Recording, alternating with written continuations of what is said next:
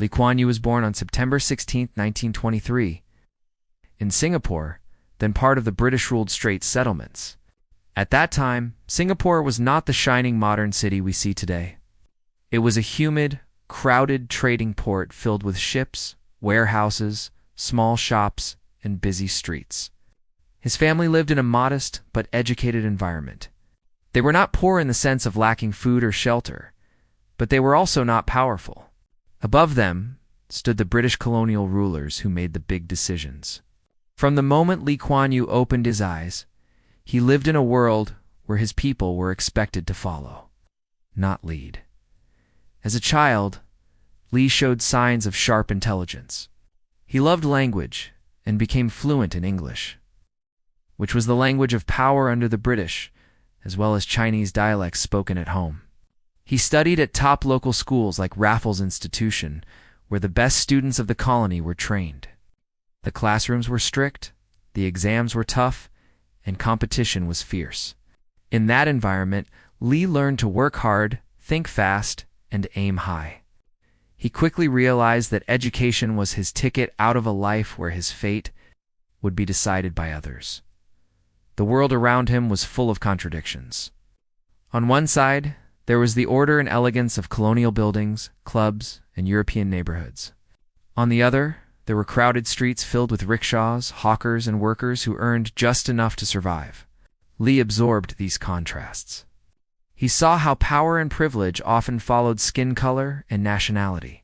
He also saw that many in the local population accepted this as normal.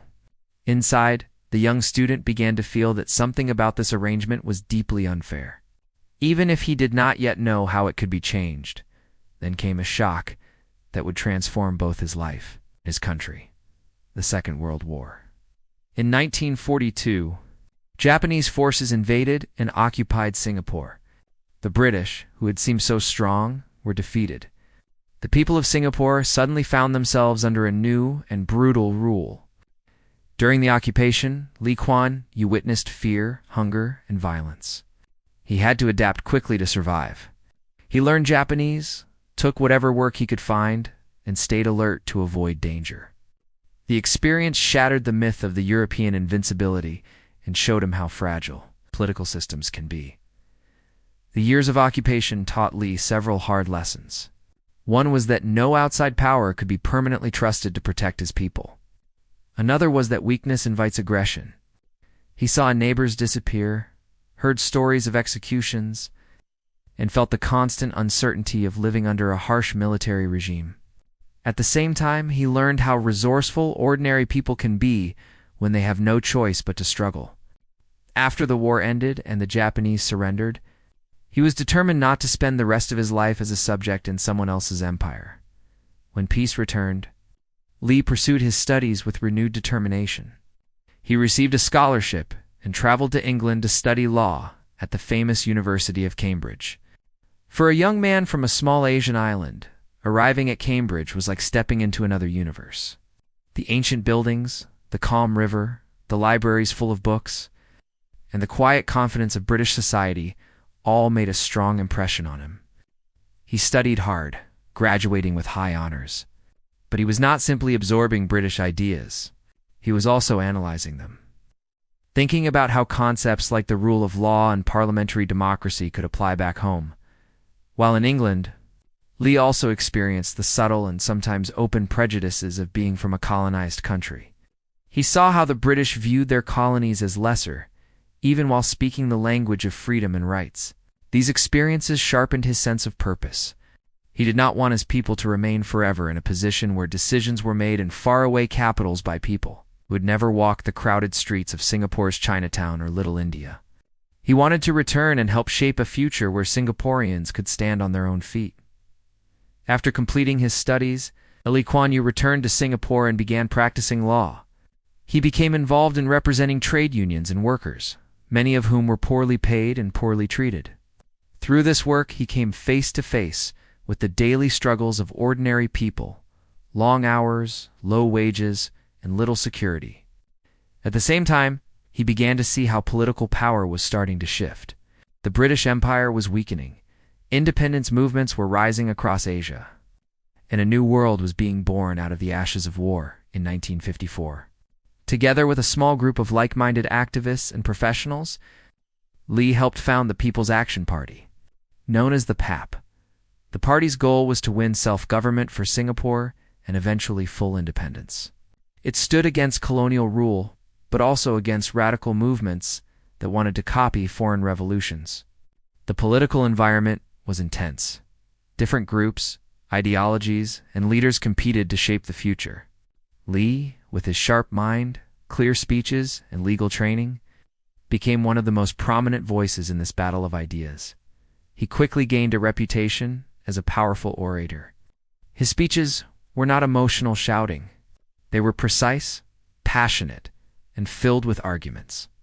He spoke English to reach the educated audience in local languages to connect with workers and villagers, in smoky halls, open fields, and union meetings.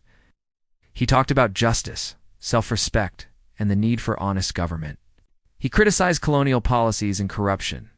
He also warned about the dangers of chaos and the need for discipline if Singapore was to survive as a self-governing society. In 1959, Singapore achieved internal self-government under the British, and Kuan became its first prime minister. He was still a young man, just in his mid-30s, but the weight on his shoulders was enormous. The new government inherited a city with deep problems, widespread poverty, crowded slums, racial tensions, a high unemployment rate, and no natural resources. Singapore had no oil, no vast farmland, and no large internal market. It was a tiny dot on the map, surrounded by larger neighbors and uncertain friendships. Many outsiders doubted that this small, mixed population could form a stable, successful country. Lee and his team decided to rewrite the story. They believed that if Singapore could not be rich in natural resources, it would have to become rich in human resources. That meant investing in people, education, health, housing, and discipline. It also meant building a government that people could trust and that investors would respect. From the beginning, Lee set a hard line against corruption. He insisted that ministers and civil servants be paid fairly to reduce the temptation of bribery. But he also made it clear that anyone caught stealing from the public would face serious punishment, no matter how powerful they were. For a brief period, Singapore entered a political union with the newly independent Malaysia. Lee supported the idea at first, believing that a shared market and closer ties could help both sides. But very soon, tensions rose over race, politics, and economic policies. Singapore had a majority Chinese population, while Malaysia's politics were built around Malay nationalism. Voices on both sides clashed. Riots and unrest shook the streets. The partnership that had begun with hope started to fall apart. In 1965, after bitter disagreements, Singapore was expelled from Malaysia. The moment of separation was one of the darkest in Lee Kuan Yew's life. On television, he broke down in tears as he announced to the nation that their small island was now on its own. There would be no larger union to rely on, no protective umbrella. Many Singaporeans were afraid. Could such a tiny state survive surrounded by bigger countries? Was it strong enough to defend itself, to feed itself, to find its place in the world? Tears rolled down Lee's face, but after the initial shock, he wiped them away and turned his sadness into determination. From that point onward, his mission became clear: to turn Singapore from a fragile, vulnerable island into a stable, prosperous, and respected country. The government launched ambitious housing programs, building high-rise apartments where families could move out of slums and live with basic dignity, water, electricity, and clean surroundings. These housing estates were not just about buildings. They were also a way to mix different racial communities, so that Chinese, Malays, Indians, and others could live side by side, reducing the chances of conflict and building a shared identity at the same time. Lee and his colleagues made education a top priority. New schools were built, teachers trained, and standards set high. Children were encouraged to be bilingual, learning both English and their mother tongue. English became the working language of government and business, helping Singapore connect with the global market while local languages kept communities tied to their cultural roots. Lee believed that in a small country, every brain mattered.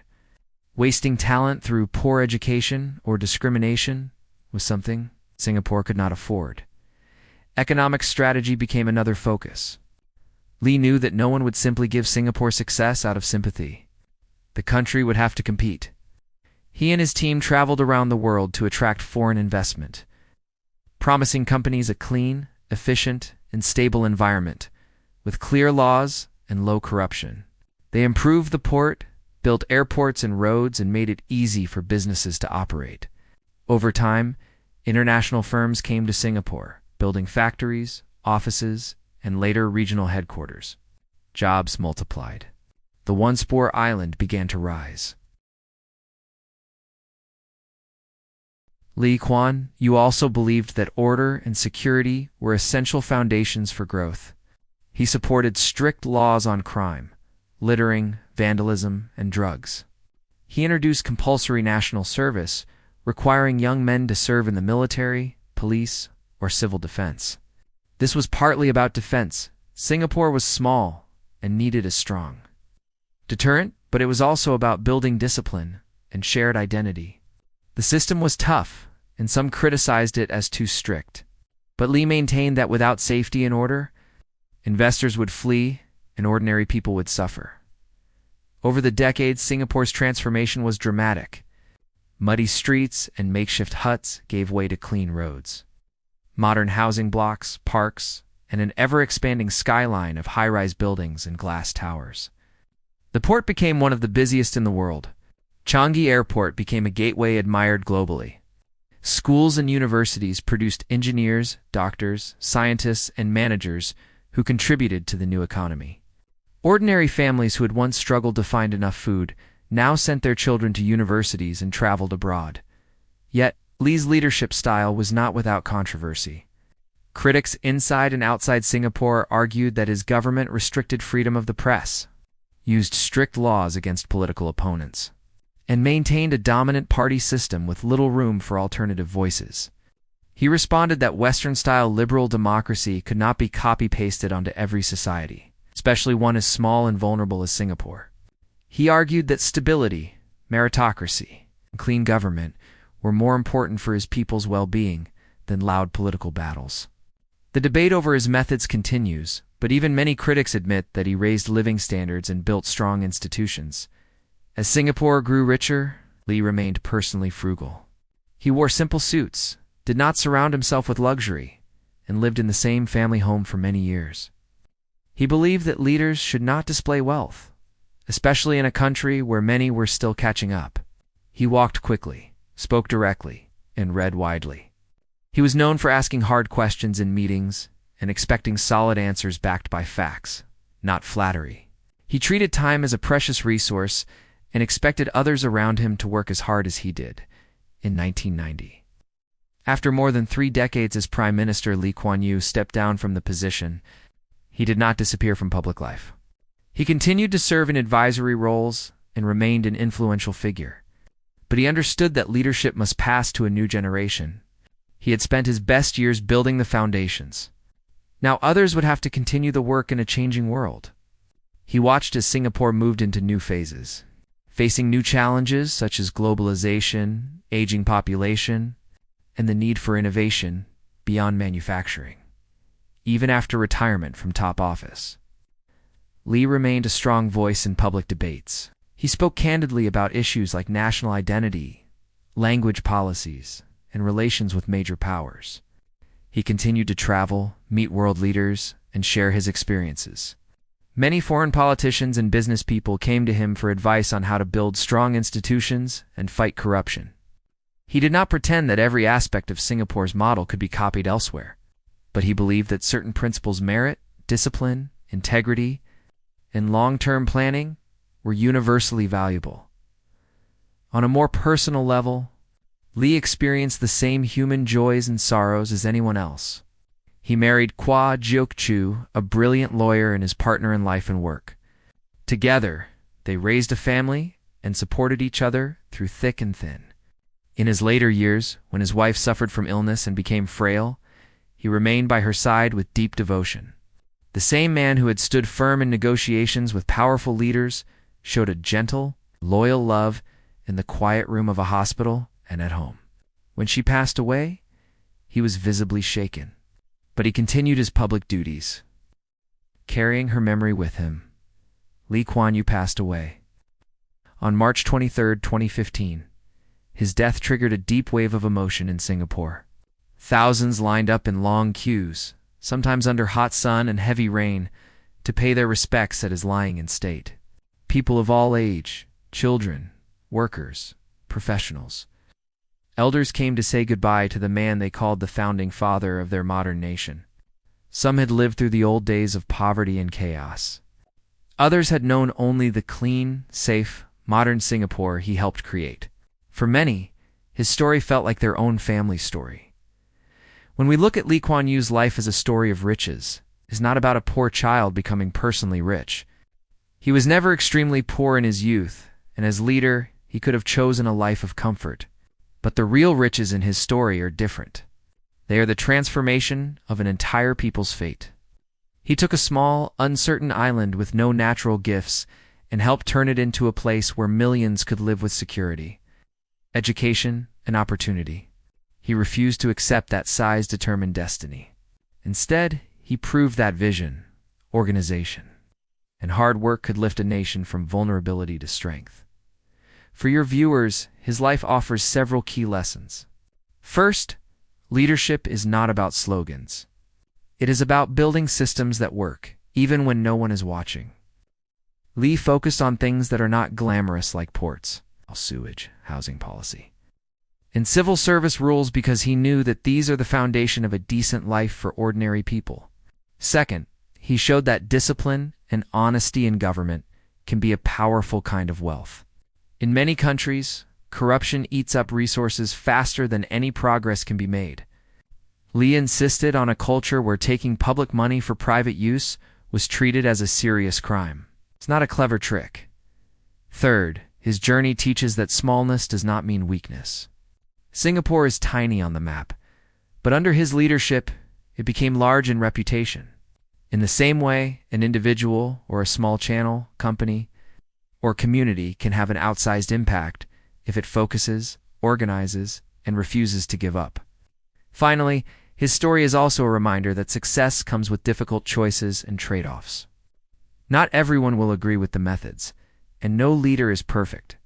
But if the aim is to raise people from poverty, ignorance, and fear, then courage, consistency, and a long-term vision are essential.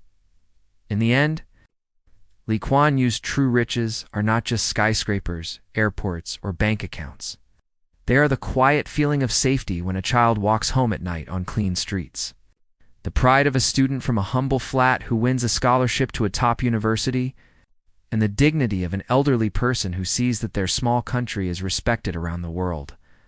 He began as a bright student in a dependent colony and became the architect of a confident nation.